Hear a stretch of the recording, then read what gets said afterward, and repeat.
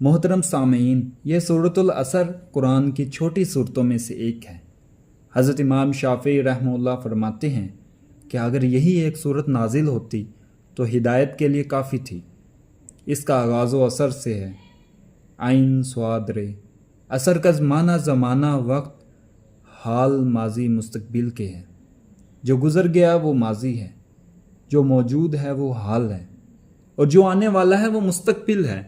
اسی سے منٹ، گھنٹے، دن، رات، ہفتے، مہینے، سال، صدیاں بنتے ہیں۔ عصر زمانہ کی قسم اٹھا کر وقت کی قدر بتائی گئی ہے کہ گزرا وقت واپس نہیں آ سکتا۔ اس کی قدر کرو، قیمتی بناؤ، وقت کو ضائع نہ کرو۔ انسان کی عمر عزیز ہی اس کی جمع پونجی ہے۔ آج سے کچھ عرصہ قبل ہمارے بڑے بزرگ جلدی سویرے اپنا کاروبار شروع کرتے تھے اور شام مغرب سورج غروب ہونے پر کاروبار، دکانیں، مارکیٹیں بند کر دیا کرتے تھے۔ مگر آج کل تو 12 بجے بلکہ ظہر کے وقت دکانیں، مارکیٹیں کھلتی ہیں۔ رات گئے تک کاروبار چلتا ہے۔ راتیں اللہ نے بنائی ہے آرام کے لیے، سونے کے لیے، راحت کے لیے، اور دن کو بنایا ہے کاروبار کے لیے۔ ہم نے اس کو الٹ کر دیا ہے۔ دن کو سوتے ہیں، رات کو جاگتے ہیں۔ نیچر، فطرت کے خلاف جو بھی کام کیا جاتا ہے اس سے نفع نہیں بلکہ نقصان ہوتا ہے۔ اپنے قومی نفع نقصان سے غافل ہو چکی ہے۔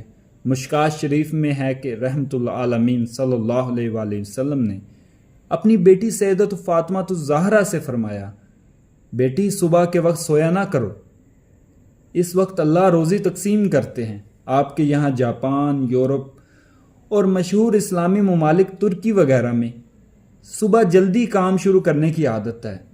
اس سے ان ملکوں میں ترقی نظر آتی ہے۔ میرے ایک دوست تھے، ان کا کاروبار میں نقصان ہونے لگ گیا۔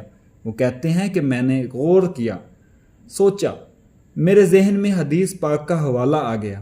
میں نے اپنے کام صبح جلدی شروع کر دیا۔ دیکھتے ہی دیکھتے نفع آنا شروع ہو گیا۔ اللہ نے مالا مال کر دیا۔ تو اس حوالہ میں عصر کا وقت دن بھر کی کمائی گننے سمیٹنے کا وقت ہے۔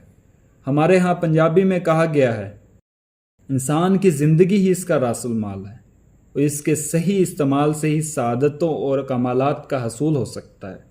کسی نے کیا خوب کہا ہے، ارے غافل تجھے گھڑیال دیتا ہے منادی، کہ گردوں نے گھڑی عمر کی ایک اور گھٹا دی۔ قسم اٹھا کر مالک نے فرمایا، مجھے قسم ہے زمانہ کی کہ تمام انسان گھاٹے میں ہیں۔